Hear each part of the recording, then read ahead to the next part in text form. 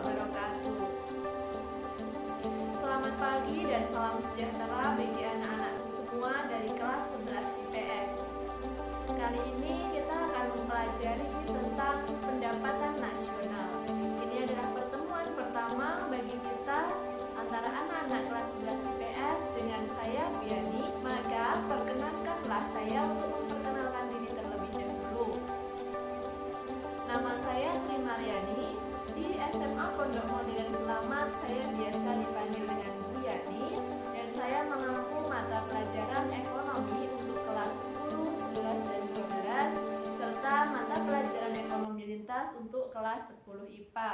Nah, pendapatan nasional tentunya itu menjadi sesuatu hal yang tidak asing lagi untuk kita semua yang mempelajari terkait dengan ekonomi. Kira-kira dalam bab ini apa saja yang akan kita pelajari terkait dengan pendapatan nasional? Ini kita akan mempelajari 6 subbab tentang pendapatan nasional. Subbab yang pertama yaitu terkait dengan pengertian dari pendapatan nasional. Yang kedua terkait dengan manfaat penghitungan pendapatan nasional. Dan yang ketiga adalah tentang komponen-komponen yang ada dalam pendapatan nasional. Kemudian yang keempat adalah terkait dengan metode penghitungan untuk pendapatan nasional. Dan yang kelima adalah terkait dengan pendapatan per kapita. Kemudian yang keenam adalah terkait dengan pendistribusian pendapatan nasional. Kita mulai dengan subbab yang pertama terkait dengan pengertian pendapatan nasional. Mari kita pelajari satu persatu pengertian-pengertian tentang pendapatan nasional itu. Yang pertama tentang pendapatan nasional adalah jumlah total nilai barang dan jasa akhir yang dihasilkan di dalam sebuah perekonomian dalam suatu kurun waktu tertentu yang dihitung berdasarkan nilai pasar. Namun, pendapatan nasional itu tidak hanya didefinisikan dalam satu buah definisi. Dalam beberapa definisi yang lain, sepertinya ada juga tentang definisi pendapatan nasional. Nah, definisi yang kedua ini menyatakan bahwa pendapatan nasional adalah jumlah nilai barang atau jasa yang dihasilkan dalam suatu negara pada suatu waktu tertentu dan diukur dengan satuan uang. Nah, pada pengertian yang ketiga ini, ada juga yang menyatakan bahwa pendapatan adalah jumlah total antara upah, sewa, bunga, dan keuntungan yang didapatkan atau diterima per tahun oleh warga negara. Nah, untuk pengertian yang lain juga ada yang mengatakan bahwa pendapatan nasional adalah hasil daripada faktor-faktor produksi seperti tanah, modal, tenaga kerja, dan lain sebagainya dalam suatu aktivitas untuk melakukan kegiatan produksi dalam rangka memenuhi suatu kegiatan konsumsi. Dari beberapa materi yang sudah Bu Yani sampaikan terkait pengertian pendapatan nasional, sebenarnya pendapatan nasional memiliki beberapa konsep yang berkaitan terhadap pendapatan nasional itu sendiri. Nah, apa saja kira-kira konsep tersebut? Konsep yang pertama yaitu terkait dengan produk domestik bruto atau biasa kita kenal sebagai GDP. Sebenarnya apa itu GDP? GDP adalah jumlah nilai tambah atas barang atau jasa yang dihasilkan oleh berbagai unit produksi di suatu negara dalam waktu tertentu. Untuk yang kedua, terkait dengan konsep-konsep pendapatan nasional, yang kedua adalah tentang produk nasional bruto atau GNP. GNP ini adalah total nilai pasar dari semua produk dan jasa yang dihasilkan dengan modal yang berasal dari penduduk. Nah, konsep yang selanjutnya yaitu terkait dengan NNP atau produk nasional neto. NNP ini adalah produk nasional bruto yang dikurangi dengan penyusutan barang-barang modal. Selanjutnya, kita masuk kepada konsep tentang NNI atau pendapatan nasional neto yang diperoleh dari NNP dikurangi dengan pajak yang tidak langsung. Selanjutnya lagi kita masuk kepada konsep yang disebut dengan pendapatan disposable.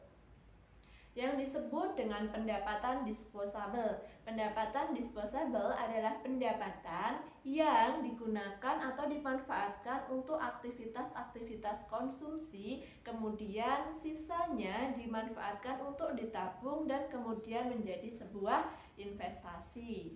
Terakhir yaitu konsep PDRB atau Produk Domestik Regional Bruto. Itu adalah nilai tambah yang dihasilkan oleh suatu barang yang dihasilkan dalam suatu daerah tertentu, maka disebut sebagai produk domestik regional bruto. Manfaat pendapatan nasional. Di sini kita akan mencoba mempelajari kira-kira pendapatan nasional itu bermanfaat untuk apa saja, mengapa kita perlu mempelajari terkait pendapatan nasional, dan lain sebagainya. Mari kita mulai. Manfaat yang pertama terkait dengan pendapatan nasional. Kira-kira apa yang pertama? Yaitu untuk menganalisis perkembangan pendapatan dari tahun ke tahun. Dengan mengetahui pendapatan nasional dari suatu negara, kita akan tahu pendapatan pada tahun 2015. Negara kita memperoleh pendapatan sebesar sekian, pada tahun 2016 sekian, 2017 dan selanjutnya, maka kita bisa memberikan perbandingan terkait dengan pendapatan yang kita miliki secara nasional itu berapa dan apakah pendapatan nasional kita bertambah atau tidak. Yang kedua, terkait dengan manfaat dari pendapatan nasional adalah untuk mengetahui struktur perekonomian di negara kita. Apakah struktur perekonomian di negara kita banyak didominasi oleh pendapatan dari sektor agraris atau lebih banyak didominasi oleh pendapatan dari sektor industri. Yang ketiga, kita akan mengetahui tingkat kemakmuran masyarakat suatu negara dengan menghitung atau memahami tentang pendapatan nasional. Dengan tahu pendapatan nasionalnya berapa, tentunya kita akan mengetahui daya konsumsi dan daya investasi penduduk yang ada di Indonesia, maka kita akan mengetahui tingkat kemakmuran yang didapat oleh masyarakat Indonesia. Nah, yang keempat, manfaat daripada pendapatan nasional adalah untuk mengetahui jenis perekonomian dan strukturnya. Dengan mengetahui jenis-jenisnya, maka kita akan mengetahui, oh seperti ini perekonomian ini berjalan di suatu negara, mayoritas pendapatannya berasal dari ini, misalkan dari kegiatan pertanian, kegiatan industri, ataupun kegiatan-kegiatan yang lainnya. Untuk selanjutnya, terkait dengan manfaat pendapatan nasional adalah untuk membandingkan perekonomian suatu negara dengan negara yang lainnya. Nah, dengan adanya pendapatan nasional, kita bisa tahu pendapatan nasional Indonesia masih berada di bawah negara ini. Pendapatan nasional negara Indonesia berada di peringkat sekian untuk negara ASEAN, misalkan seperti itu. Jadi kita bisa membandingkan dan kita juga bisa mengadopsi sesuatu hal yang baik dari perekonomian negara lain ketika kita mengetahui negara lain memiliki pendapatan nasional yang lebih tinggi. Manfaat pendapatan nasional yang keenam adalah untuk mengetahui perbandingan pendapatan nasional dalam suatu negara dari tahun ke tahun. Dengan bisa membandingkan pendapatan nasional suatu negara dari tahun ke tahun, maka kita bisa untuk melihat apakah negara kita berkembang untuk menghasilkan pendapatan nasional yang lebih tinggi atau justru stagnan atau justru mengalami penurunan.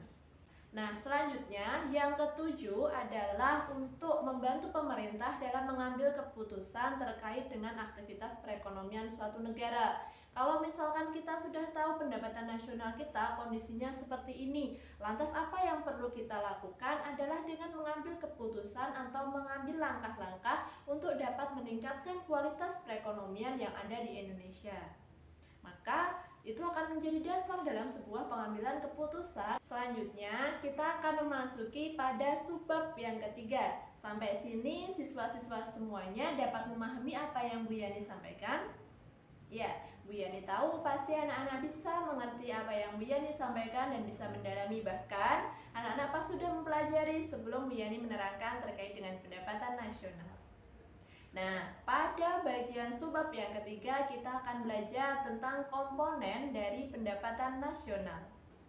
Yang pertama adalah komponen pendapatan nasional jika kita menggunakan pendekatan pendapatan. Pendapatan itu kita mendapatkan komponen-komponen pendapatan nasional berupa gaji, upah, sewa, laba, dan juga bunga. Selanjutnya, ada juga komponen-komponen pendapatan nasional jika kita menggunakan pendekatan pengeluaran. Nah, apa saja komponen-komponen di dalamnya? Ada konsumsi masyarakat, ada konsumsi pemerintah, ada aktivitas ekspor dan impor, serta ada aktivitas investasi. Nah, ada juga komponen-komponen pendapatan nasional menggunakan pendekatan produksi. Nah, apa saja komponen-komponennya? Tentu saja ada pertanian, ada penggalian, ada peternakan, kehutanan, perikanan, dan lain sebagainya. Seperti itu, komponen-komponen yang dijelaskan dalam pendapatan nasional begitu banyak dan begitu luas, sehingga maka kita dapat menyimpulkan pendapatan nasional itu datangnya dari mana. Untuk mengetahui pendapatan nasional itu datangnya dari mana, bagaimana menghitungnya, kita saat ini sudah sampai pada subbab yang keempat. Subbab yang keempat ini menjelaskan tentang metode penghitungan pendapatan nasional. Pendapatan nasional dapat dihitung dengan rumus Y sama dengan W plus R plus I plus P. Apa itu W, apa itu Y, apa itu R, dan apa itu P, apa itu I. Nah, Y itu adalah pendapatan nasional. Sementara W adalah pendapatan dari upah, gaji, dan pendapatan lainnya sebelum pajak. Kemudian untuk R adalah pendapatan bersih dari sewa atau rental income. Kemudian untuk I-nya sendiri adalah pendapatan dari bunga. I itu interest, itu pendapatan dari bunga. Nah, kemudian untuk P adalah pendapatan dari keuntungan perusahaan atau usaha perorangan. Nah, Y itu adalah pendapatan nasional. Itu Y. Kalau W itu dari wage and salaries. Wage and salaries itu adalah pendapatan dari upah, gaji, dan lain-lain. Nah, kalau R itu rent, artinya sewa. Nah, kalau I itu interest, bunga. Kalau P itu profit, sehingga dia adalah keuntungan dari perusahaan atau usaha perorangan yang lainnya. Mungkin ini bisa membantu untuk menghafalkan rumus tersebut. Y sama dengan W plus R plus I plus P. Rumus itu adalah ketika kita menghitung pendapatan nasional menggunakan pendekatan pendapatan. Lalu, bagaimana cara menghitung pendapatan nasional jika kita menggunakan pendekatan yang lain, Bu Yani?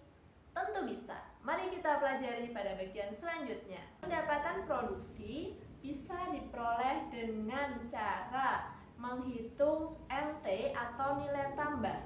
Nah, NT itu diperoleh dari mana? Dari nilai output dikurangi dengan nilai antara.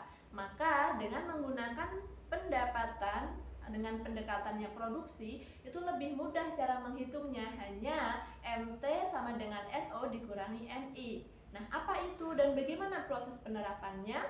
Nah, ini adalah pendekatan yang ketiga dalam menghitung pendapatan nasional. Caranya seperti apa? Rumusnya seperti ini. Y sama dengan C plus G plus I plus dalam kurung X di minus M. Apa itu Y? Y adalah pendapatan nasional. Lalu apa itu C? C adalah pengeluaran untuk konsumsi rumah tangga, consumption. Nah, untuk G-nya sendiri adalah pengeluaran pemerintah untuk membeli barang atau jasa, pengeluaran milik government, makanya G. Selanjutnya untuk I-nya adalah pengeluaran untuk investasi atau investation, makanya I. Nah, X kurangi M adalah ekspor neto yang dikurangi dengan impor.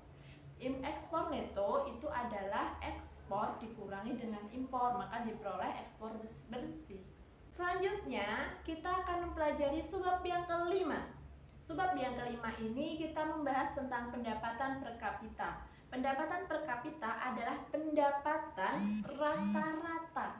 Pendapatan rata-rata dari penduduk di dalam suatu negara itu disebut dengan pendapatan per kapita. Lalu bagaimana cara menghitungnya, Bu Yani? Kita memiliki sebuah rumus pendapatan per kapita sama dengan pendapatan domestik bruto atau PDB yang dibagi dengan jumlah penduduk. Maka diperoleh rata-rata pendapatan penduduk dalam suatu daerah. Itu disebut pendapatan per kapita. Memasuki pada subbab yang terakhir. Tidak terasa kita sudah sampai pada pembahasan yang terakhir tentang distribusi pendapatan nasional. Pendapatan nasional itu kira-kira akan didistribusikan kemana saja? Pendapatan pasti akan dibelanjakan. Nah, dibelanjakan untuk apa? Yang pertama adalah untuk pembayaran langsung serta penyediaan barang dan jasa.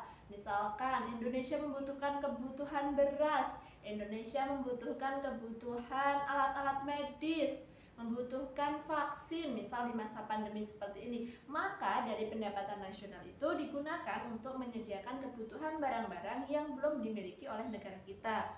Selanjutnya, pendapatan nasional digunakan untuk meningkatkan aset rakyat miskin. Nah, berarti digunakan untuk memberikan bantuan-bantuan kepada mereka yang masih kekurangan terkait dengan atau dalam pemenuhan kebutuhan pokok sehari-hari. Misalkan memberikan bantuan berupa bantuan tunai atau yang lainnya. Kiranya sekian yang dapat Bu Yani sampaikan. Tetap semangat untuk anak-anakku semua. Semoga apa yang kita pelajari pada hari ini dapat memberikan manfaat untuk diri kita maupun orang lain. Tetap semangat, tetap belajar, dan tetap berjuang untuk menjadi pribadi yang berilmu dan berguna bagi bangsa dan negara. Terima kasih, sekian dari Bu Yani dan wassalamualaikum warahmatullahi wabarakatuh.